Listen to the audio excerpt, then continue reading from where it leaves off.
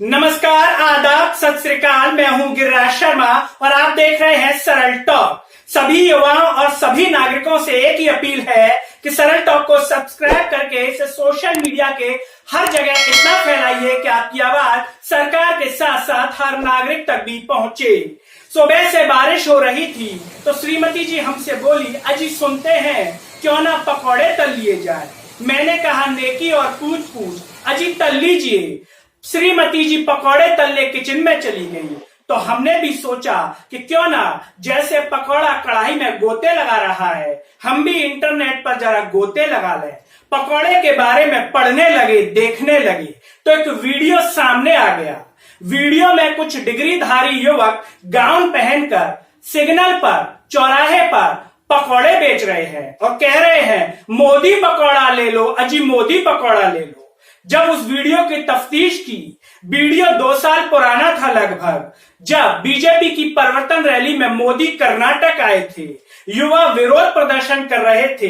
लेकिन वीडियो अब वायरल हो गया है क्योंकि राजनीति में पकौड़ा कभी भी नए रंग रूप में सामने आ जाता है, वैसे ही विरोध प्रदर्शन में भी पकौड़ा सामने आ जाता है। अजी वीडियो देख लीजिए। मोदी पकौड़ा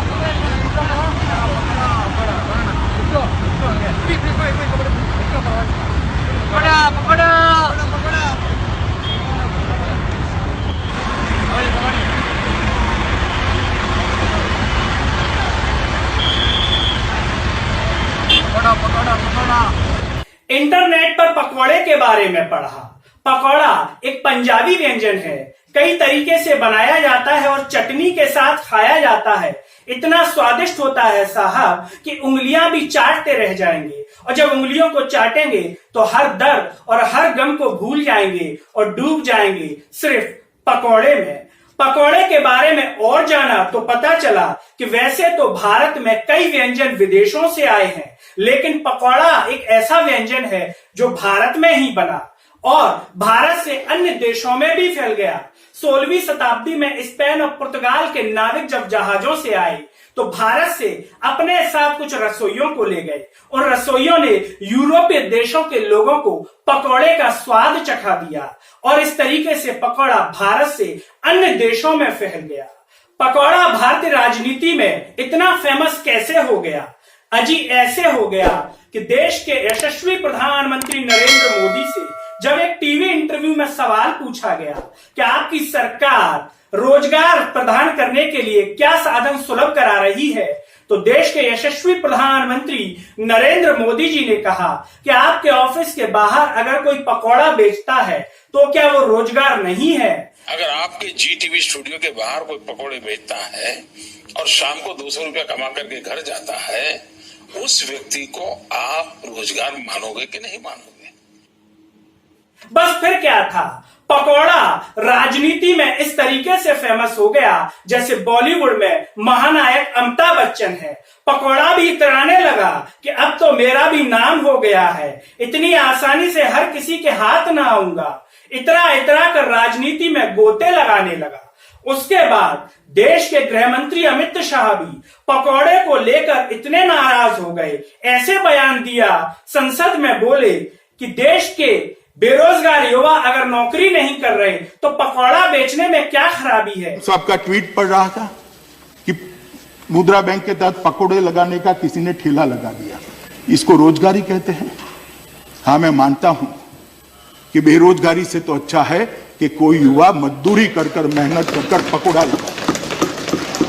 अजी अमित शाह जी, अच्छा होता कि अगर आप अपने सुपुत्र से कह देते कि बीसीसीआई के बाहर या संसद के बाहर पकौड़े का ठेला लगा लिया जाए, तो इससे क्या देश के युवा को, बेरोजगार युवा को मोटिवेशन नहीं मिलता, ऊर्जा नहीं मिलती कि देखिए देश के गृह मंत्री के सुपुत्र ने भी तो पकौड़े का ठेला लगाया, हम लगाएं तो क्या बुराई है। शायद इसीलिए बेरोजगार युवा को एक कमी ठल रही है कि आपके पुत्र तो बीसीसीआई के अध्यक्ष बने बैठे हैं और हमको साहब सलाह दे रहे हैं पकौड़ा बेचने की। अच्छा होता कि आप अपने सुपुत्र से भी पकौड़े तलवा लेते। ऐसा लगता है कि मध्य प्रदेश के मुख्यमंत्री शिवराज सिंह चौहान भी बेरोजगार आंदोलन करने वाले युवाओं से इसलिए नाराज हैं कि आंदोलन में उन्होंने पकौड़ा नहीं तला, हो सकता है कि शायद पकौड़े की खुशबू शिवराज सिंह चौहान को रोजगार देने पर मजबूर कर देती, या मध्य प्रदेश के गृह मंत्री नरोत्तम मिश्रा भी शायद इसलिए बेरोजगार युवा संघ के अध्यक्ष से निगाह नहीं मिला पा रहे थे क्योंकि जब मिलने गए थे तो हाथ में पकौड़ा क्यों नहीं लाए।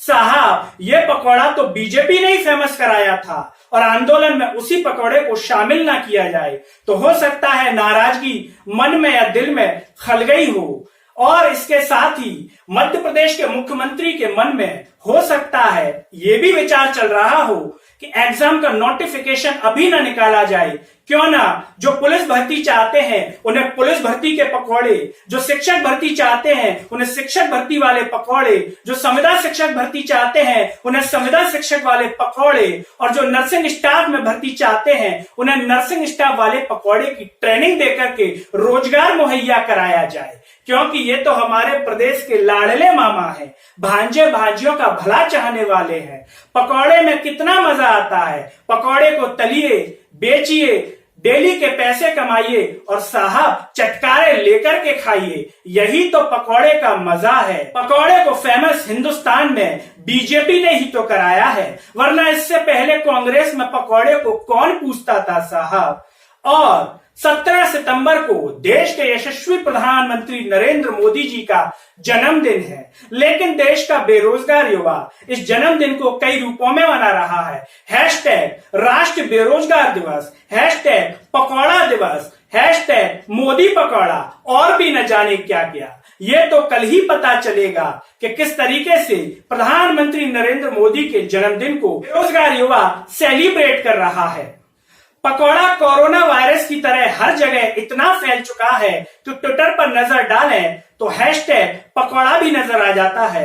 लोगों के ट्विटर पर ट्वीट नजर आ जाते हैं पकौड़े को लेकर के, और साथ ही साथ पकौड़ा इतना फेमस हुआ कि लोगों ने इस पर गीत भी लिख दिए, कविता भी लिख दिए। आइए आपको सुनवाते हैं एक छोटा सा गीत। तो रोज कमावा जाए, दिन भर मौज मनावा जाए, कुछ हो नहीं अब सोचा जाए, चलो पकौड़ा बेचा जाए। लिखब पढ़ब के ऐसी तैसी, छोल पे घास चरोबे भैंसी, फीस फास के संकट नाही, स्कूलन के झंझट नाही, को कहूं ना गेंचा जाए, चलो पकौड़ा बेचा जाए। सरल टॉक की सरकार से बस यही अपील है कि साहब इन बेरोजगार युवाओं को रोजगार दे दीजिए, जिससे कि पकौड़ा बेचने पर मजबूर ना हो साहब, और पकौड़ा को लेकर के हैशटैग ट्रेंड कराने पर मजबूर ना हो, और रोजगार दे देंगे तो आपके जन्मदिन को बेरोजगार दिवस के रूप में मनाने को मजबूर नहीं होंगे। मेरे साथ इस वीडियो में फिलहाल इतना ही, और देश के हर युवा हर नागरिक से यही अपील है कि सरल टॉक को सब्सक्राइब कीजिए और सोशल मीडिया के हर प्लेटफॉर्म पर इतना शेयर कीजिए कि आपकी आवाज सरकार तक पहुंचे। मुझे दीजिए इजाजत। जय हिंद।